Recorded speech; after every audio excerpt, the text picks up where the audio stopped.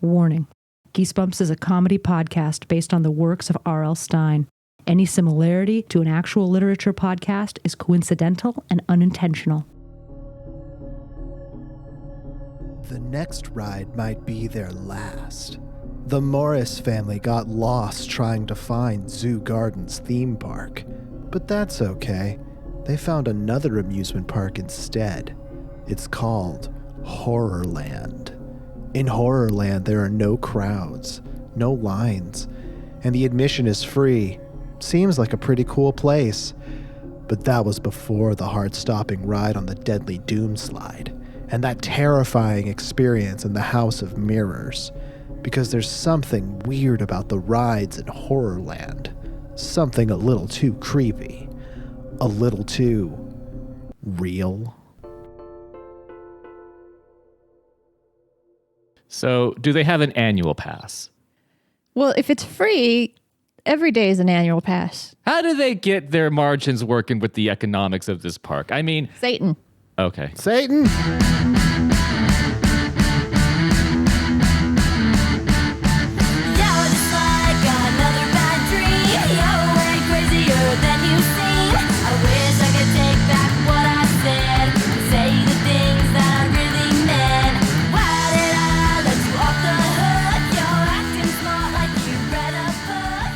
Okay, hello and welcome to Geesebumps.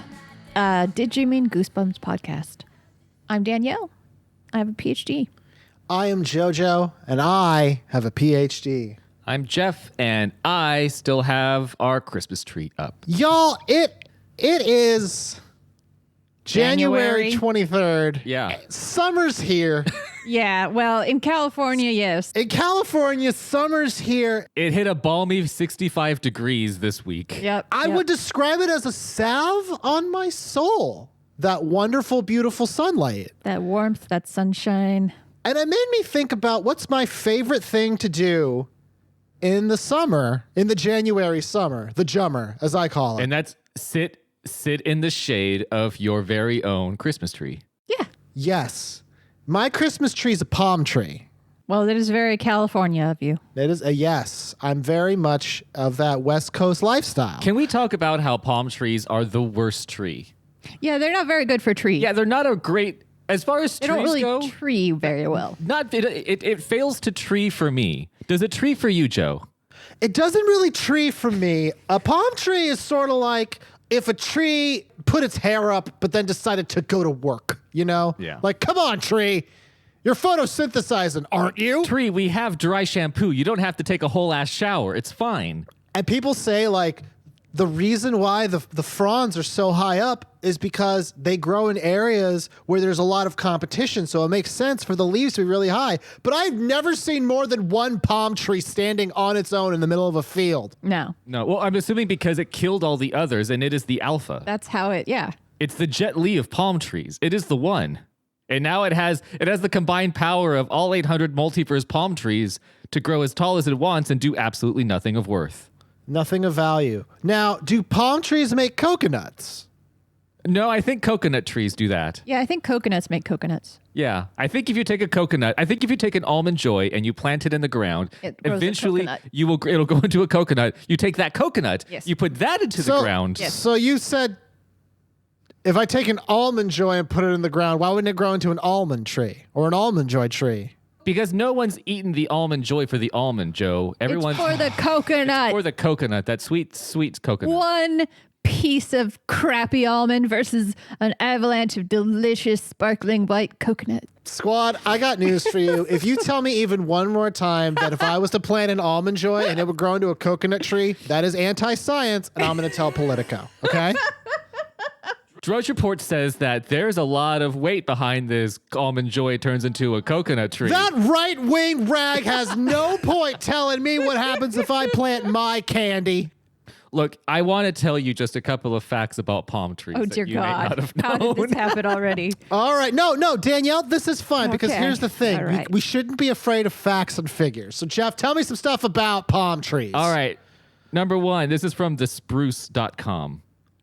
Which is a kind of tree. Yeah. So I feel like they might be leaned a little bit towards palm trees in the positive, I feel like maybe it's not an objective rag to read. It's a pro-tree blog. Yeah. Let's hear it. Some palms can reach heights of 70 feet or much more. That's nothing. That's absolutely nothing. That's like me going, a human can reach the height of 4 feet or even more or less. The tallest species can grow to be 160 to 200 feet high. That's respectable. That's a pretty respect. You know what? Props to you, palm tree. Yeah. But how tall is Shaq? Oh, Shaq's A little taller, huh? he's a little bit taller. A little taller. That's what I thought. Keep going. The palm is a symbol of life. The Assyrians believed that the ultimate symbol of eternal life was a tree growing beside a stream, which I guess palms are the only ones to do that. Yeah, that's dumb. That's a dumb fact. These are all dumb. Did they just fucking steal this from Pinterest? Keep going. Yeah. If you come to California, you will see that the only place that palm trees grow are places where there is absolutely no water and will never be any water. It is just dirt for miles, and that's where they are. I'm of the belief that every time a movie star spits on the ground, a palm tree grows in its place. Oh, I like that. I could get behind that. That's one of the many superpowers you get when they gift you a SAG card. Yeah, the only things that they can grow in Beverly Hills are palm trees and those stars on sidewalks, but they don't do anything. Yes. That's where I want to be. It'll be interesting if any of this makes it into the episode. It'll be fascinating if any part of any of the bullshit we've been saying is relevant to our show. It is not. So today on Geesebumps, a Did You Mean Goosebumps podcast, we read one of probably the most successful entries into the Goosebumps franchise, One Day at Horrorland. Yes. Which, as you know, a theme park, a day is never enough. You have to spend... Oh, for sure. Like a week. Oh, yeah. A week minimum. That first day, you're just foreplay. Yeah, you're just orienting. You're just eating the churros and seeing the sights. The first day in Disneyland, you're just letting Disneyland breathe down your neck and tickle the small of your back. It's like a La Croix of the day. You're just getting some essence of it. The first day, you sit silently, taking in the surroundings. The second day, you stand in a line for 8 hours. The third day, you go home. Yeah. If everyone has Fast Pass, no one does. So One Day at Horrorland is, just so y'all know, as far as I can tell, the only Goosebumps book I actually ever read before this podcast. Really? Which, you picked a good one. I think we can all agree that this is a good to, on JoJo's side, amazing book. I would say that in terms of the Goosebumps books we've read thus far, this is definitely head and shoulders above some of them. This one had purpose. This one had purpose, and it had a very workable setting that they could do a lot with. Yeah, exactly. Which is why they've created a whole separate franchise of books for Exactly. Yeah, it makes a lot of sense when you put it that way. It's evergreen. I believe it has become time to do the synopsis of One Day at Horrorland. So, who would like to do the 1 minute synopsis first?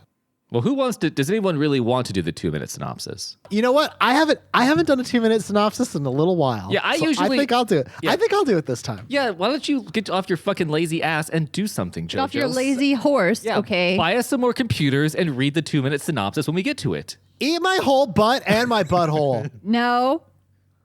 Only one. Okay. You must choose. Only Ooh, one. okay, hold on. Sophie's choice. Yeah, right? Whole butt or butthole? Yeah. Leave a comment.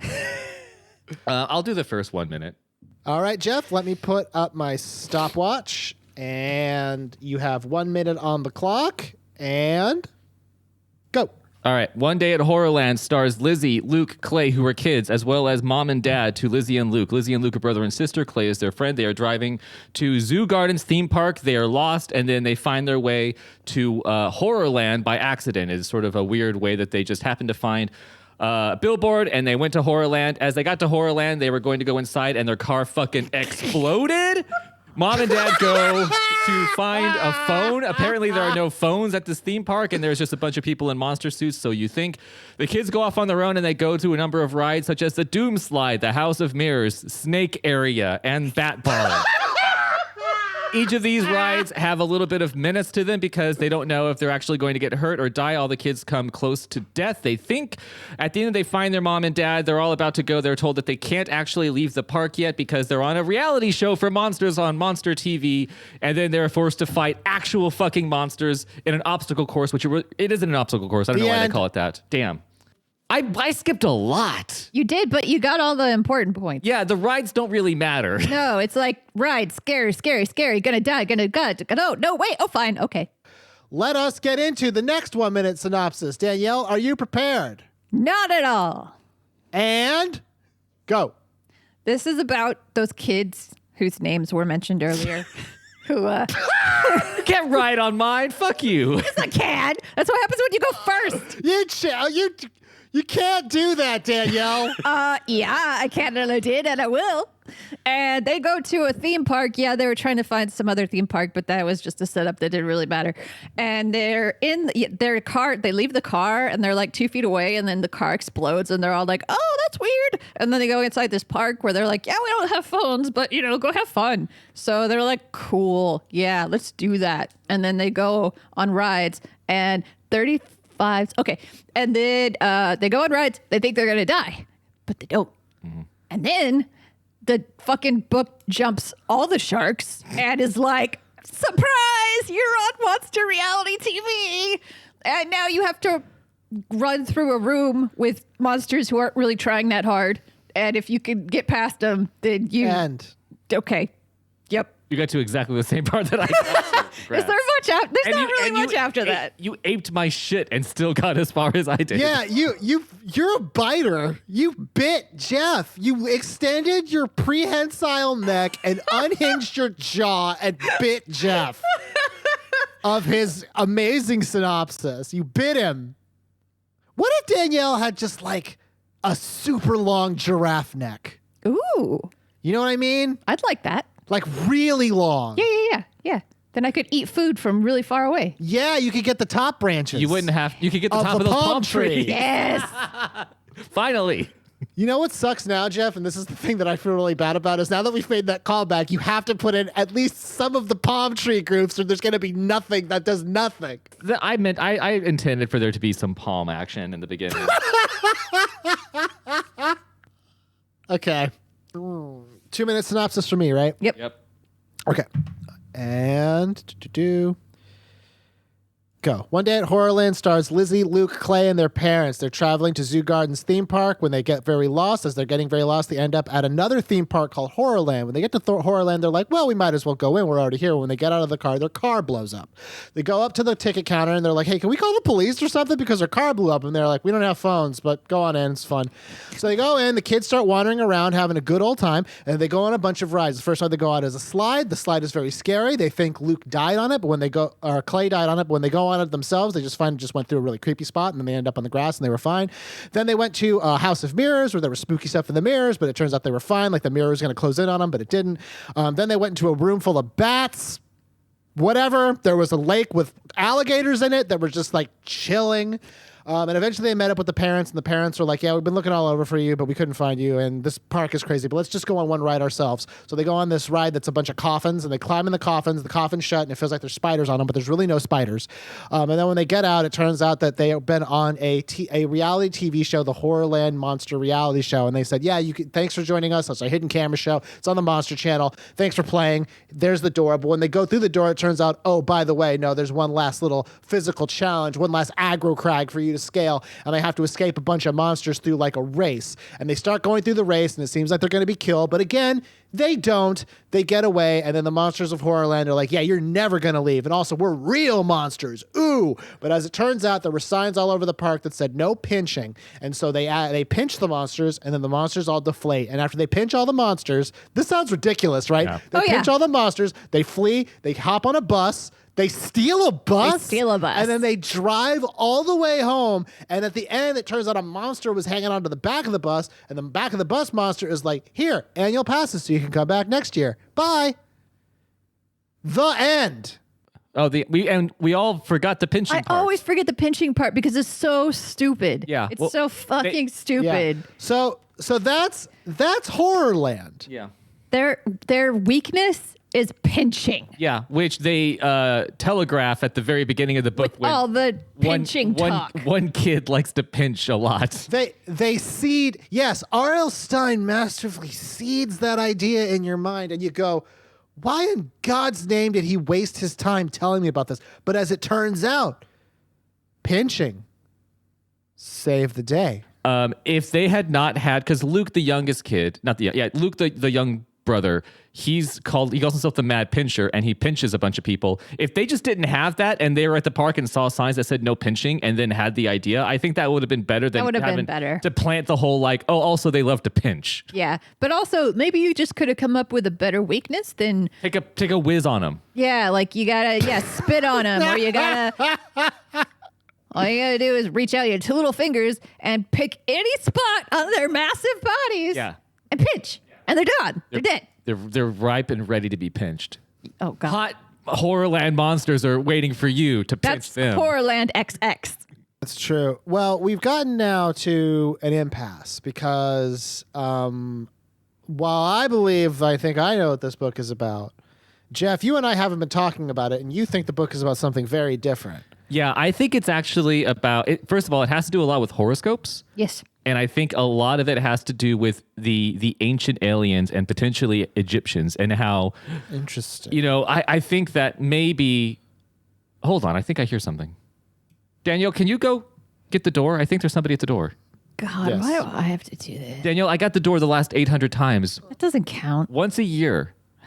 Danielle, please just get the door so we can move on with this bit. It's part of our prenuptial agreement. God.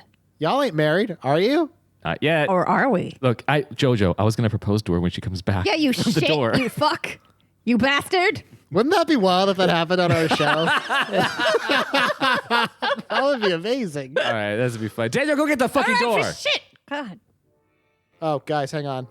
My phone's ringing. I'm going to put myself on mute real quick. Sorry. All right. Yeah. Oh, hey, Kim. Yeah, I think they're going to get married. Yeah, he said a joke about it. Yeah. Yeah, I know. Yeah, I don't think it's going to work out either. Yeah, he's really mean. I think his hair is too thin too. Yeah, you know what? Now that you mention it. Okay, you know what? We can talk about this later. Okay, bye. Okay, I'm back. Hi guys, what's going on? I think somebody forgot to hit the button.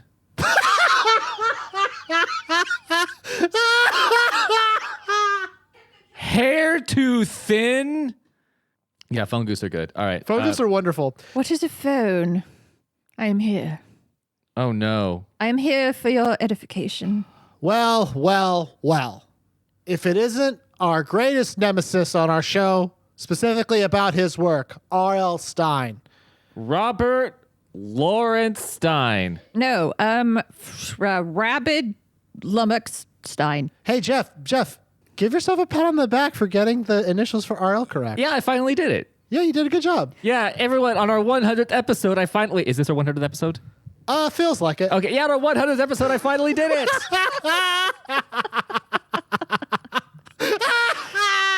He can be taught. So Robert Lummox, I should say. Thank you. So we just read One Day at Horrorland, which, from our perspective, is the start of your, I guess, horror laboratory from which any number of literary experiments can take place.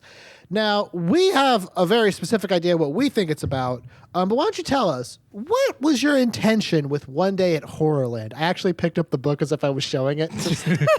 The camera? Yeah. Much appreciated, yes. All right, so allow me to explain to you simpletons what is happening in this book. He's not wrong. No. This book is an exploration of the fragility and the unreliability of reality in a postmodern age. Oh. Because you see, in postmodern times it is difficult, yea, sometimes impossible, to know where the boundaries of reality end, or if they even exist. And so, this book is an exploration of the horror of living in a world of simultaneous but competing versions of reality. And it's also about how an integral part of horror is the delicate line between truth and imagination, or between familiarity and frightening. Those didn't match, but that's okay. So, ultimately, what I have done is produced a statement about the surreality of humanity and the thin line between horror and truth.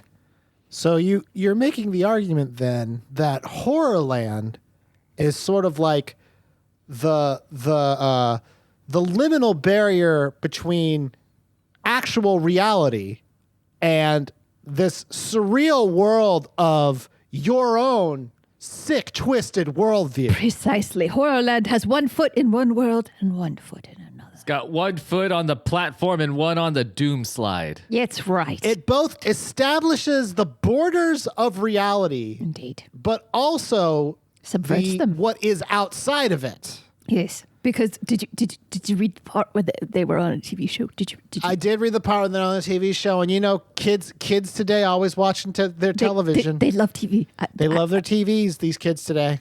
You see how their attitudes change Exactly. regarding everything that had happened once they realized that they were quote unquote on a reality TV show. Everyone gets their 15 minutes, Jeff. Yeah. They became much more accepting of this towing the line of reality. They certainly became much more amicable, didn't they? They did until they almost got completely destroyed by monsters. Yes, until they realized it was a lie. And the thinking was that because they existed in this liminal barrier between reality and fantasy, that they themselves had become extra natural versions of themselves, both real and unreal simultaneously. They had become both the person and the reflection in the mirror or whatever the fuck. Until they got squished. Until they got squished. Now, RL, Yes. I have a lot of questions. This is a wonderful theory, and it means a lot to me. And I really think you've nailed it. However, why'd you make their car blow up? Oh, okay. Let me explain. Kind of seemed like you couldn't think. It kind of seems like you wrote for 5 minutes and realized I have no particular reason to make them stay at the wrong theme park. Why couldn't you just make the car stop working? How'd you make their car blow up? How did it blow up? It just done blowed up. This is why my vision transcends yours. What if they hadn't found a theme park? Did you blow up a family? What if one of the kids was like, wait, I forgot my baseball cards in the car and then ran back as it was blowing up? I thought it would be obvious, but let me explain. So they parked the car in a parking lot, Right. which is a notorious breeding ground for leprechauns. Okay. Leprechauns, as soon as they exited the vehicle, leprechauns stampeded into the car, up through the workings, And blew themselves up? and blew themselves up. Okay, I'm sorry. This seems like the rantings of a sugar-fueled Wait a minute. What is that in your... Is that an Almond Joy in your pocket? I found it in the ground. Did you take that from our garden? Did you dig up my Almond Joys that I've been waiting to turn into coconut, to turn into palm trees? I would like to think I saved it from the ground. Out. Go bury it back in the ground. Go back. Go. You put that back out You there. put that right back. That's for the harvest. Why did he run out with an Almond Joy? Well, I'm glad that RL shed some light on that. It was very hoity-toity sounding, so I'm not sure I actually caught most of it. But it has something to do with reality TV, which I do love. So now we can get on to the meat. The fucking you've bought that Hot Pocket, you put it in the microwave for 2 minutes, you cracked it open. Well, no, first you had to put it in the little gray thing that makes it crispy somehow. Oh, it's sleeve? It's it's not a already in cardboard the sleeve. sleeve. That's right. I put it in the sleeve. Why don't they just have it in the sleeve in the plastic wrap anyways? Why do they make me put it in the sleeve? Because Jeff, he's got to feel like you're cooking. Yeah, it's true. I'm a chef. This is what Ratatouille taught me. I have a rat underneath my hat. It helps me put the Hot Pocket in the sleeve. Wouldn't that suck as a rat to be like get better dreams? It's like a rat that worked at a high-end restaurant, had a drinking problem, and now has been shuffled down to the lower end, who's making me put Hot Pockets inside the sleeves. They didn't show that part after the end of every service where Ratatouille, where Remy would guide him to like a McDonald's and make him eat McDonald's. Yes. They didn't show the part where Remy made him do a bunch of cocaine. Yeah, he's got to stay awake for all that fucking chefing he has to do. Yeah. That's how you chef. Yeah, I'm pretty sure. There's no chef without Coke. Isn't it like 80% of chefs definitely have both a rat under their hat and they do coke? Yes. Yes. Okay, thank you. Survey says Survey says yes. Thank you, Steve Harvey. Cocaine rats. cocaine rats. The rats are also mules. I love that Eric Clapton album. I love Cocaine Rats.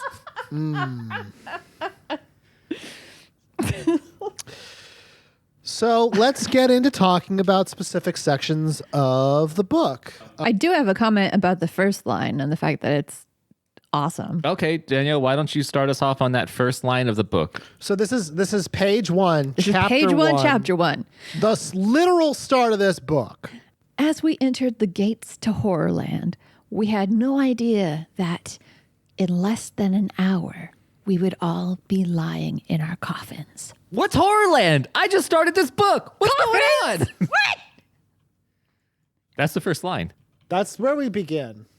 My thinking about this first line that I really enjoy is the idea that this is one of those things that a lot of Goosebumps books do, is they implicate us, the reader, in all of the bullshit we're about to hear. Like at some level, we're responsible, you know? If we hadn't read past this first line, which clearly states that this character, along with others, would be lying in their grave at some point in the book, then they might be safe and happy at home if we just stop now. So that's the thing. There's very much a sense of like, we did it.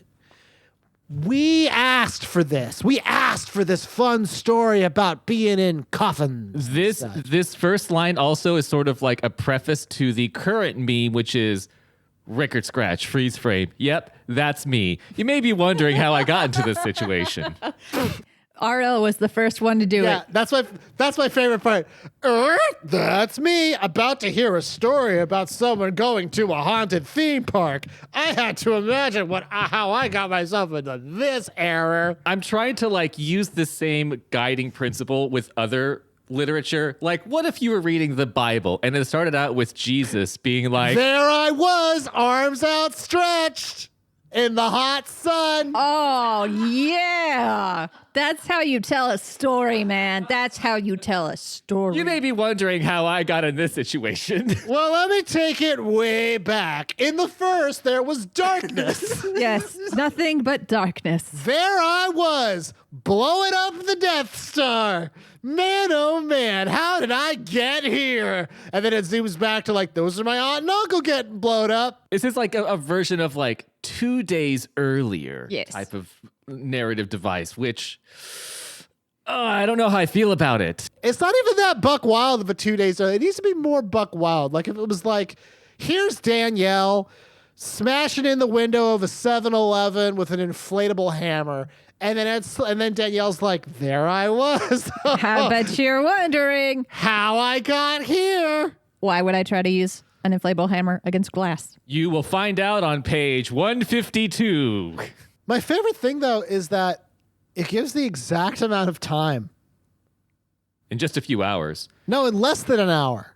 Yeah. Mine says in just a few hours. Really? Yeah. Oh, because the original says less than an hour. We had in less than an hour. Yeah, because the timeline stuff in this book is problematic. Yeah, that doesn't make sense. Mine doesn't even make sense because by the time they're in the coffins in this book, It's been like, hours. It's been forever. If this narrative device is beginning, where is she? Is this her in the future? She's coming back to the past to tell us this? This is Yes. a very much a Days of Future Past situation. So she has, with the help of Professor Xavier, gone back in time to tell herself about the coffins and such. Lizzie is the only one with the correct mutant powers that'll allow her to go back into her old body and also remember everything that happened in the future past. Pretty cool power. Yeah, and now she has to go and tell young mom, dad, Luke, and Clay About the Horrorland. Yeah, about how the Sentinels are going to be coming and they're going to be taking over. They're going to come bursting out of the ground to take the mutants away. And the genius thing about it is that once you read that line, you in your head are like kind of silently connecting the dots and formulating your own sort of theoretical narrative of how we're going to get there. And of course, to you, that theoretical narrative is going to seem bomb as shit. So you will later be disappointed, but When you find out Before- that they just sat down in coffins willingly. before you find out that, you think this is a really good book. That's a wonderful passage. I love it. It's a sentence, but yes. Yeah. I have something from the beginning times. Yeah. The beginning of the book is one of the most realistic but also uncomfortable scenarios, which is a long car ride with the fam. A lot of the R.L. Stine books have famine car ride, famine car. Kids being loud and obnoxious. Boys in the back. being boys. Boys being boys, girls being girls. Dogs and cats living together, mass That's hysteria. hysteria. But they've got the 3 kids in the back that are causing all kinds of mischief, and they've been lost for, at this point, apparently hours. They're hungry. It's almost lunchtime. I don't actually know what time they must have left their house for it to still be mid-morning to late morning. The relationship is on the rocks. Everything's bad. So mom and dad are in the front seat, and Rethinking their life choices that ended them up in this car with this fucking deadbeat family. this is page 5, chapter 1. I'm pretty sure we've already been here, Dad said unhappily. It's hard to tell. It's all desert, Mom replied, gazing out her window. Very helpful, Dad muttered. How can I be helpful, Mom shot back. You're the one who left the map on the kitchen table. I thought you packed it, Dad grumbled. Why should it be my job to pack the map, Mom cried. Bring it up, you two, I interrupted. Once they start fighting, they never stop. It's always best to interrupt them before they really get into it. What does that mean? What a time to be alive, the 90s. What a time to be a child seeing your parents get into an argument and then tell us, the reader of the book that you're narrating, that you have to stop them. Otherwise, they're really going to get into it. That's how it was in the 90s. It's pretty bad when an 8-year-old goes to her parents and is like, break it up, you two. And then the next page, She's trying like hell not to become a latchkey kid. Yeah. You can all see it. she's like, I just need to get out of grade school, please. I don't want to move in grade school. We can move in high school. It's okay. I could just say that he's away on business. That's why only one of my parents comes to open house every time. My mom gives me Lunchables because she cares about me, not because she doesn't have enough time to make me a real lunch every day. Yeah, those few pages with the parents getting so mad, all they do is yell, and it reminds me a lot of Let's Get Invisible. Yeah. Where it is the family that's so dysfunctional, and it's being told by a child who doesn't quite understand the weight of it to a student counselor who is just like, my God. The family that argues and fights and get trapped in an amusement park with monsters together stays together. It's kind of true. Yeah. Literally, the dad in the next one says, the dad says, Lizzie boys, chill out back there on page 6. I don't want to have to come up there. Yeah, and then Lizzie... What the hell does that even mean? Nothing. It's nonsense. Lizzie says, Dad, nobody says chill out anymore. And then he goes berserk. Right? He's driving. It's just very... those first couple of pages when like there was such tension and the parents were getting so mad at each other, it kind of made me uncomfortable. Yeah, no, it brought back a lot of bad memories. Because also the next page, Mom suggests, I think you should ask someone for directions. And then Dad says, ask someone. Dad exploded. Do you see anyone I can ask? His face was bright red again. He drove with one hand so he could use the other to shake a fist. I loved that. And then Mom murmurs, I meant if you see a gas station. I appreciate that R.L. Stine doesn't want to paint every relationship between your parents as rosy. That's right. He wants to show you the real horrors. Real life is ugly, Jeff. The real Horrorland is, you know what? They're not afraid of Horrorland because the real Horrorland is waiting for him back home. Yeah. So that's something I wanted to bring up. But before I do leave that one page, I do want to share the best joke that I've ever read in a book. Hey, look, a sign up ahead. This is page 7. Hey, look, a sign up ahead, Mom pointed as a large green sign came into view. Luke and Clay stopped fighting. Dad leaned over the steering wheel, squinting through the windshield. Does it say where the park is? Luke demanded. Does it say where we are? Clay asked. The words on the sign came into view as we drove past it. It read, sign for rent. Fucking great. That's pretty fantastic. So that's what I got. That's wonderful, Jeff. Those are great sections. Does anybody have anything else they want to share? Danielle, if you said you had another little section in the beginning, I do indeed. let's hear. Is it about the car exploding? It is actually not, because I thought we would have to talk about that no matter what. Yeah, I feel like we'd have to talk about the car What's exploding. to say? The car blew up. I just like their reaction to it. Not okay. Not okay. I've seen Mythbusters too many times to let that lie. Yeah. Well, Danielle, monsters did it. It's fine. Monsters did it, Danielle. Leprechauns. Okay, this is on page 18.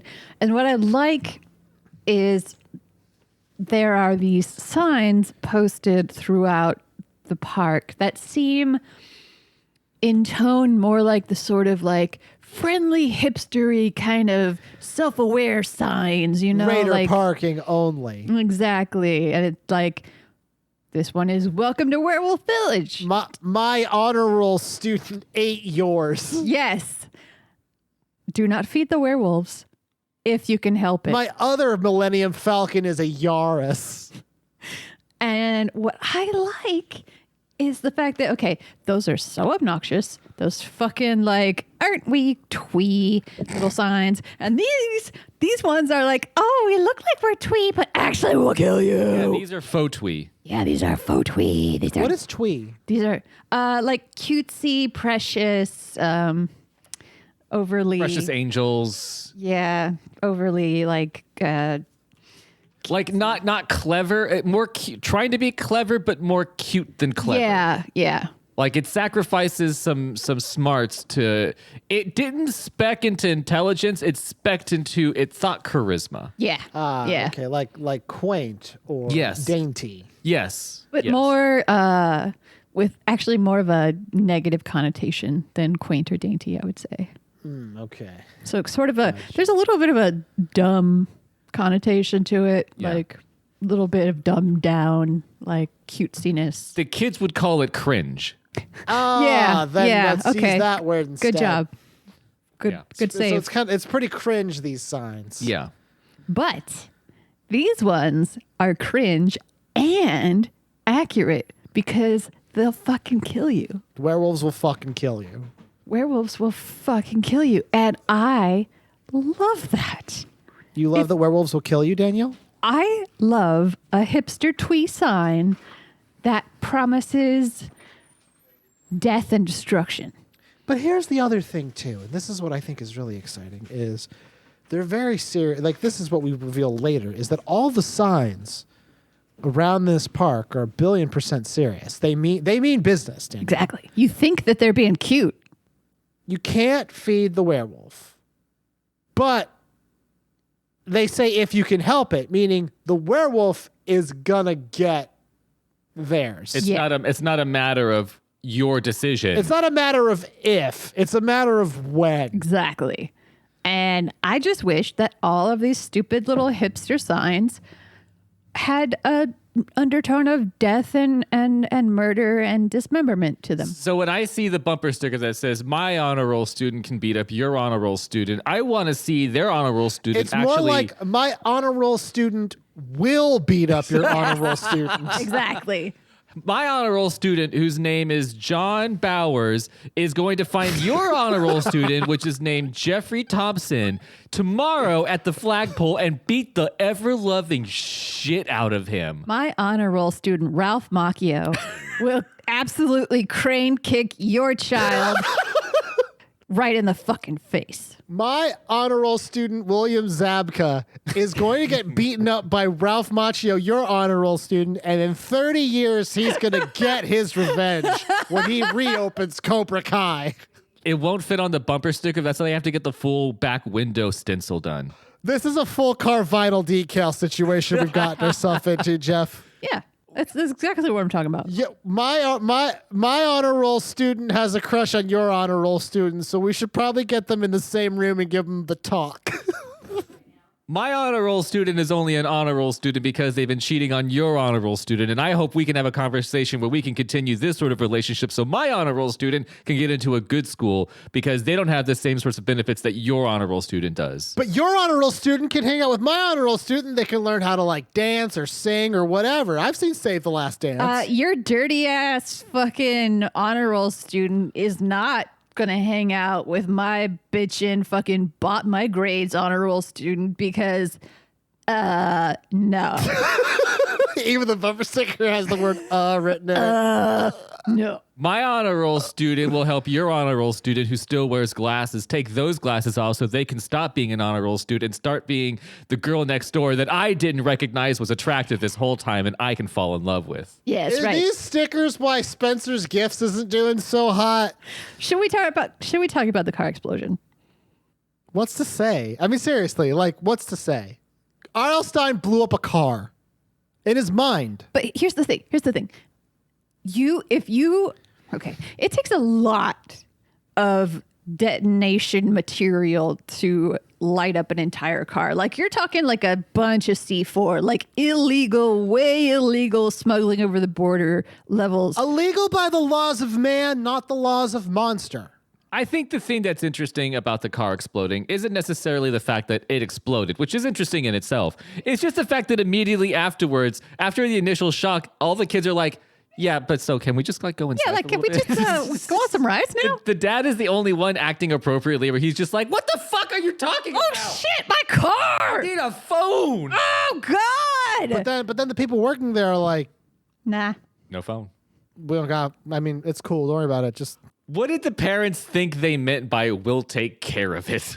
Yeah, that's like if you don't see the red flags falling from the sky at that.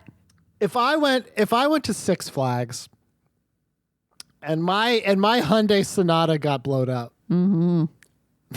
And me and Holly are at the gates of Six Flags. I look back, my Hyundai Sonata blowed up. Yeah. And I'm like, well, I have gap insurance, so it doesn't affect me that happened, but how are we getting home? Yeah. And that would be my number one concern, is Yeah. how do I get home? Because the nearest Six Flags from where we're at right now, hours away. That's a long drive. Hours away. And I don't have I have a little bit too much pride to call Jeff and ask for a ride. Yeah, also, because you didn't invite us on this trip, that I'd say no, fuck you. What comes around goes around or something. Listen, Jeff, are you going to come pick us up or not? No. Sorry, Jojo, I'm sorry. I can't. Walk. I can't hear you over all the flapping of the flags behind you. Oh, so many red flags behind you, Joe. Son of a bitch. Sucks for you. Bye. Yeah, so if we got some middle bits. You want to talk to those middle bits, Joe? Yes, those middle bits. So this is important. This is page 50, I believe you said. So this is page 50. It's page 50. Page 50. Okay. So, like most Goosebumps books, pretty much not all the ones we've read, but a large portion of them, they have sort of this middle of the book thing where there's the premise, there's this promise the premise makes, and then a majority of the book is R.L. Stine delivering on that promise. In this case, it's they went to a horror, a spooky theme park. That's right away. You're just like, I get Instant it. gratification. Yeah. I know exactly. Like even without like any other information about this story, if I tell you it's a family that's trapped in a haunted amusement park, you're like, I know kind of the adventures they're going to have. I'm picturing Zebo, straight away Zebo. And there were no Yes. clowns in this. No clowns. No in this. clowns. No. It was more of like we have actual like. We don't need no stupid clowns. We don't need get back in your clown car and go. So a lot of this book is Lizzie, Clay, and Luke going on different rides, and the rides get progressively more and more bonkers. So this is on page 50. They have gone into the House of Mirrors as a ride.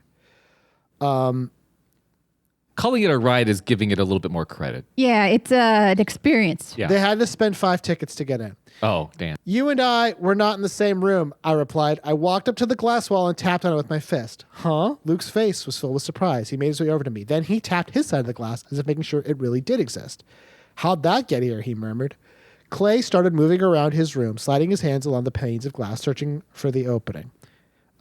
Hey, I'm trapped in here, Clay said shrilly. So am I told him. There's gotta be an opening, Luke said. How'd we get in? You're right, I replied fretfully. We should be able to get out the way we came in. I began to search along the walls, moving quickly. My heart began to pound. I had a fluttering feeling in my chest. There had to be a way out. There had to be. And then finally she says, there was no way out. I'm trapped, I stammered. It's like a box. A glass box. I just thought this was Clay's first sexual experience. What? What? What? Okay, first of all, glass box. Okay, fucker. And then how do I get in? How do I get out? Oh no, there's gotta be an opening, but I can't find it. It's Clay's first sexual experience. God. You know what? I'm starting my own podcast. Just let her fucking dangle. You know what? You know what happens when you dangle me, Joe? You sit there with your words and you think about what you said. You sit there with the bullshit you just said. That little child just had his first sexual experience. If my name's not Danielle McManus, PhD. Creator of comedy show Geesebumps. Yep, sexual experience comedy show. Geesebumps. That's awful. I hate that. I hate everything you just said. Here's the part that I like.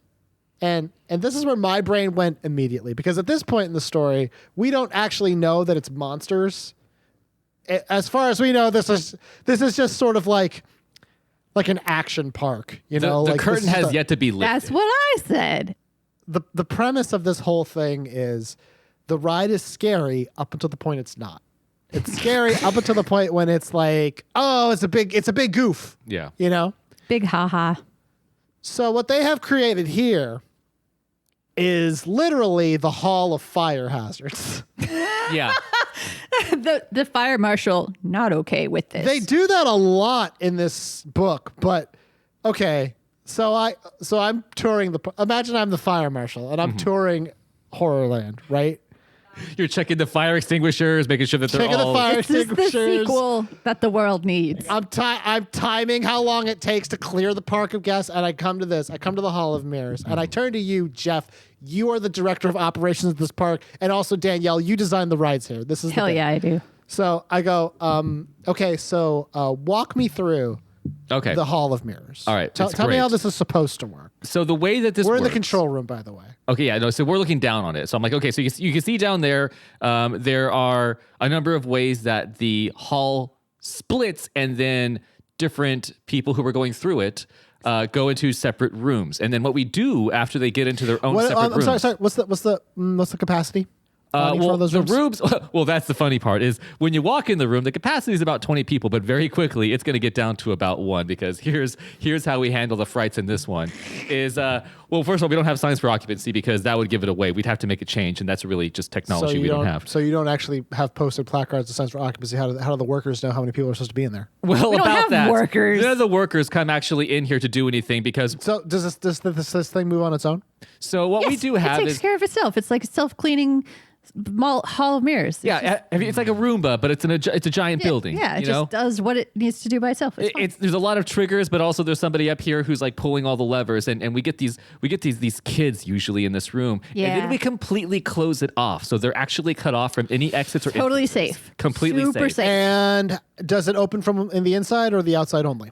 Oh, it actually doesn't open at all. We actually have some locks in place to where you can't get out until you get to the Floor. You can't get out. Okay, can't- the floor drops. So yes, you can get out. So this is about no. So I'm sorry. So hold on. I'm sorry. Let's step back a second. So you just said that this ride for children is designed that they go in, the doors lock, and then the floor gives way. Yeah, well, not immediately. takes time. It takes time. So, Okay. So what we do is we get And them you in the don't room. list the maximum occupancy. No. That's a dead giveaway. Do you know how to run a park? I know how to keep a park safe from fire. Yes. You know how to ruin a park. Okay. You know what? Yeah.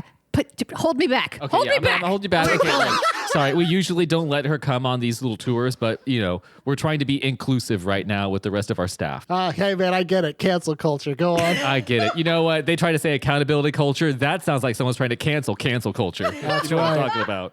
Anyways, what happens is the kids run around the room for a bit, and then the walls and the ceiling part start closing in on them until it gets to basically like you're scrunched down like you're the Terminator coming back in time.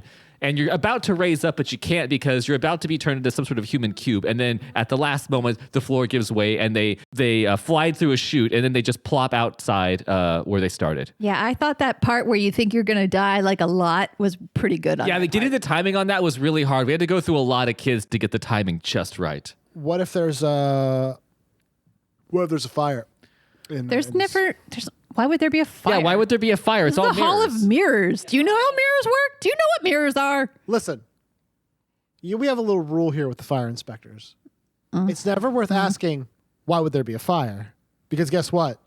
I'm not here to deal with whether or not there is a fire. I assume there's always a fire. Let's just say I'm Johnny Teenager. And I've come to Horrorland with my date, Frisilda.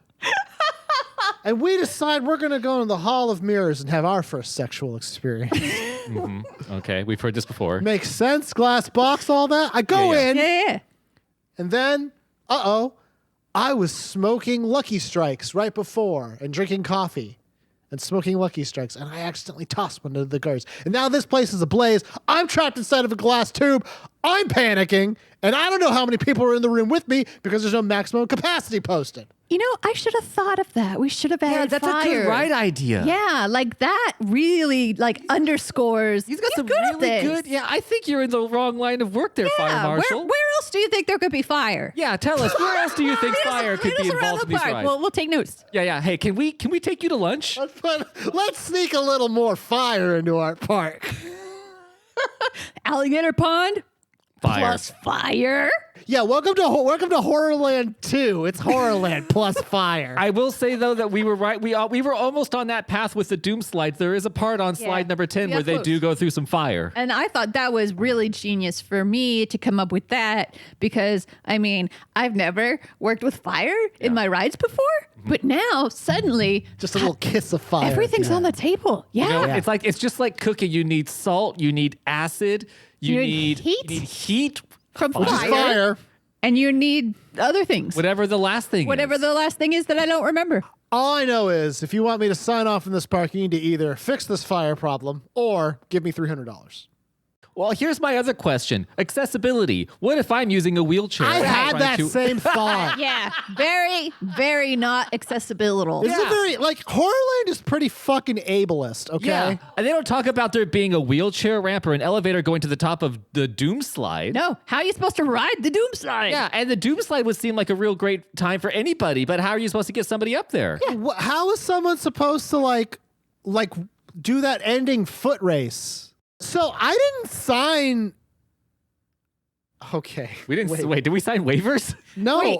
Shit. They would need a fucking lawyer. They would need an entire kingdom of lawyers. There needed to be come on into Horrorland, and then it's like, hi, Saul Goodman, attorney at law. I need you to sign. This is an NDA, so you can't tell anyone about this, but also this is a waiver that says all the shit that you can't sue Horrorland about, because I guarantee you, monsters or no, this place would be sued back to the goddamn Stone Age. This place would be just festering with lawyers with lawsuits. They may as well call it lawsuit land. Yes. Especially after they just fucking bribed and or killed the fire marshal. And then it becomes a Horrorland for the owners because they have so much litigation going on. This is America, folks. That's the real Horrorland. This is the America that we live in. Are you happy? It looks like, I'm sorry here. We also have some statements saying that some of the actual employees are residing in the park as monsters. Now, do you have that zoned? This is not zoned for that. All right. Here's the thing. There's no where's the monster zone, Mr. Man? Here's my card. We'll be in touch. Danielle, they are going to sue your pants off. Your pants will be gone after they're done suing them. Oh, I got so much more than pants, buddy. What could that possibly fucking mean? I need you to take a moment and I need you to explain to me what type of weird fucking threat that was and what you're going to do when I push you on it. I've got more than pants, fella. Fucking what is it then?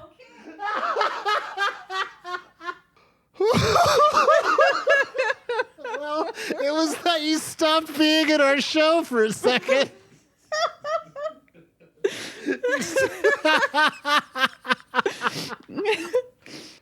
Whew. Okay. That was a good section, Joe. That was a wonderful, wonderful book thus far. Oh man. So I have a question for the end. I have a couple things for the end, but I have one in particular. This actually isn't specific to the end. It's mentioned earlier, but for some reason, it just caught my attention. Okay. So near the end of the book, everyone gets back together. The kids find their parents. They go on this ride to float down the river to the coffins. Basically, they're trying to exit the park. Yes. Right? So it's chapter 22 is where I'm at.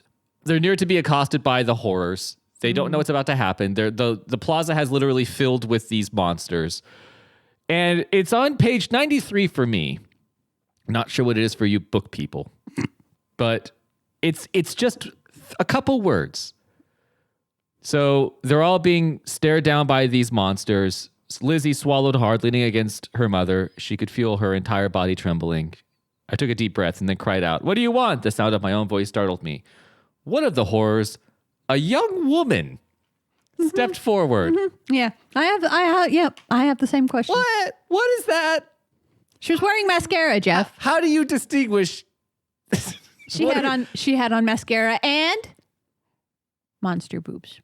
That's what I want to get to. Sorry, I didn't mean to Did the step on your monster foot. have boobs? How hot are these monsters? Yes. On a scale of 1 to 10. So, okay, 10 is early access screenshots of Resident Evil 8. Yeah. Ooh, yeah. Oh, big, tall. Oh, those are doing it for a lot of people. Yeah. 1 is me. So where are we? Like I feel like we're at least at like a 7. I mean, Because based on the cover that I look at, they've got these monsters which are big. If you took Danny DeVito and pumped him up to like 6 foot tall, just inflated him. big, beefy green boys, That's the size you're thinking of monster? yeah, these things are probably They're bigger. compact. They're ready. They're ready to go. Yeah, they've got tails, they're green, they've got purple on them, they've got horns and yellow eyeballs, and they've got tusks and or fangs. Or sometimes mascara. Sometimes mascara, maybe a little lipstick. I just kept imagining the Philly Fanatic. The most fuckable of mascots. Well, I just am I got flummoxed by that idea that there's one. I think what she was getting at was that monster started talking. And they're talking about voice is the distinguishing feature. Yeah. So they're going to be voices. Yes. So they have voices. Well, because some people, it doesn't matter what their gender is. Yeah. Some people have lower voices. The monster started talking, and it's like, well, she sounds kind of hot, actually, as she's saying it. Like, I mean, I just think that they didn't have to gender it. They could have been like, I kind of thought all the horrors were just sort of like genderless. Yeah, they're just horrors until they have boobs, Yeah. apparently. Oh, Jeff, you idiot. You don't know anything about how heteronormativity infects society, you fuck. This is a lesson for all of you. This is the long arm of the binary extending its way into Monster Town. Right. You know what's really horrific about heteronormativity? What, Danielle? Monster boobs. That's right. Monster boobs, Jeff. So, do you think maybe how has love not sprung between a guest of the park and one of the horrors? You're We so don't right. know, Jeff. There's a whole series of Horrorland books. There is absolutely some romance in one of those series books. There has to be. I swear to God, if Horrorland does not have the same cast of characters every book, I will be pissed off. I want an Animorphs in a haunted amusement park. That's what I want. If we have to write it ourselves, we will fucking do it. If I have to cast this and I have to create the costume and make the boobs real big and then someone has to wear it and I have to look at it and shoot it and do some like initial photography for it and put it on the internet and edit it over night after night after night and get it perfect and put some fucking shading on that shit, really get that dump truck ass on that monster just fucking good and get those titties just popping out, I will fucking do it. Jeff, are you still here? What are we talking about? Dude, are you cool? I gotta fuck that monster, you guys. All right, so now we've reached the bottom. You want to fuck the monster. Is that that part of the Yeah, book? I think we've done enough. Okay, but just one other thing. If you had to design your own nightmare ride for Horrorland, Oh, that's fun. what would you do? Yeah. Huh. Okay. It has to be a play on something that already kind of exists. Yeah. Okay. So I think mine would be, you go into a room. Scary. No, again. And it's like a living room, but like a 50s living room, right? Okay.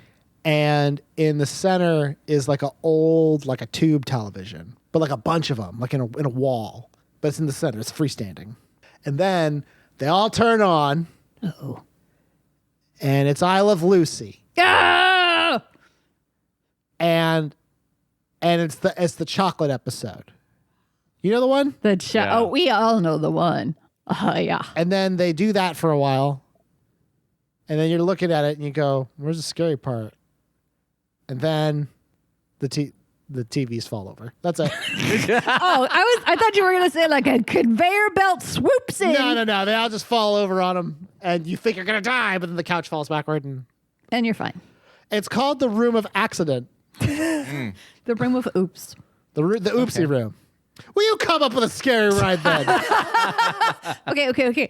All right, you're in a haunted house, and it's Wait. Do I know it's haunted? Is it sold as a haunted house? Do they tell me this is enter the haunted house? no, it is billed as the dollhouse. That's creepy. Okay. Now I'm with you. Yeah. Okay, and then you go in, and immediately you have a doll run up and grab you up around the ankle. What's the doll? and What's the doll look like?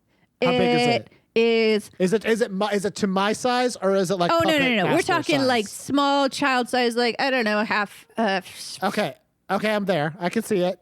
Okay. And then it grabs you around the ankle, and then it latches on, and it doesn't let go for the whole time.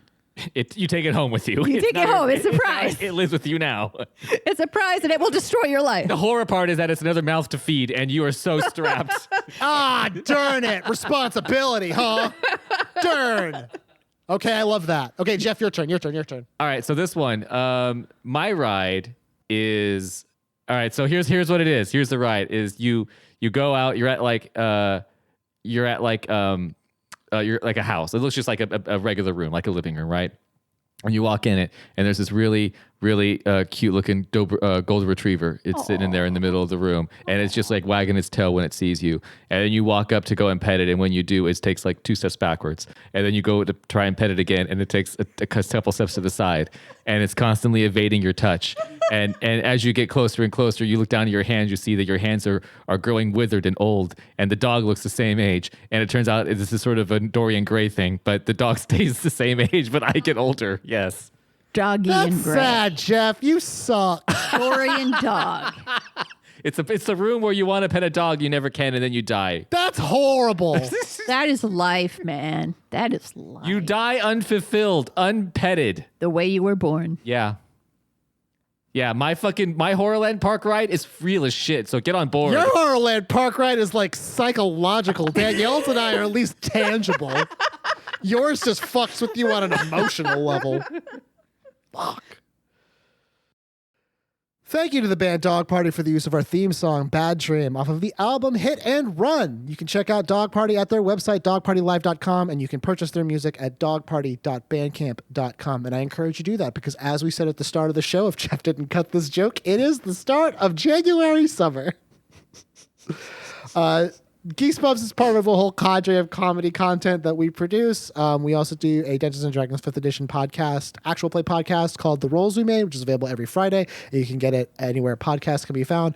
We also do a YouTube Let's Play show called JoJo Has Fun. You can check that out at youtube.com/JoJo Has Fun, JoJoHasFun. The next episode of our show is going to come out on Wowzer Bowsers. It's going to be February 2nd, and that's going to be a mini bump. So that's exciting. What are we reading next, guys? Yeah, what are we going to read after that? That's a really good question. Somebody had recommended something. I think Luna said that the only book she had ever read of Goosebumps was something about sharks. Deep Trouble. Deep Trouble. Yep. That's a good one. That's a classic. I think maybe we should read Deep Trouble. I'm all for it. Deep Trouble. Goosebumps number 19. So we will read Deep Trouble. And that'll be on February 9th. Shark Day. I think that covers all of the stuff we typically say at the end of our show, guys. Yeah. Hey. Oh, wait. Darn it. There's one more thing. Mm-hmm. Danielle, Oh. do you remember what it was? I do recall. Yes. Okay, we'll do it then. This is the final passage, by the way. That's how we end our show sometimes. I shrank back as the horror let go of the bus and slid to the ground. This is the horror that clutched onto the bus for apparently hours and hours and hours of driving. And then was like chill. It was like, that was fun. His yellow eyes studied us menacingly. He moved toward us quickly. Clay and Luke hid behind Dad. Mom's mouth dropped open in fright. "What do you want?" I cried. He reached out his green hand. "Jeff, do the voice," Here. he said. We forgot to give you your free passes for next year. Boom. Beat that. Wait, did this book just Cape Fear us? It just fucking Cape Feared us. Shit, dude. We just got Cape Feared by Robert Lawrence once again. I'm JoJo. I have a PhD. I'm Danielle. I have a PhD. I'm Jeff, and I have a lovely bunch of coconuts. Dee-dee-dee-dee. Now you gotta keep that coconut joke. This has been Geesebumps, the Did You Mean Goosebumps podcast, and until next time, stay out of the basement. Just like somebody I used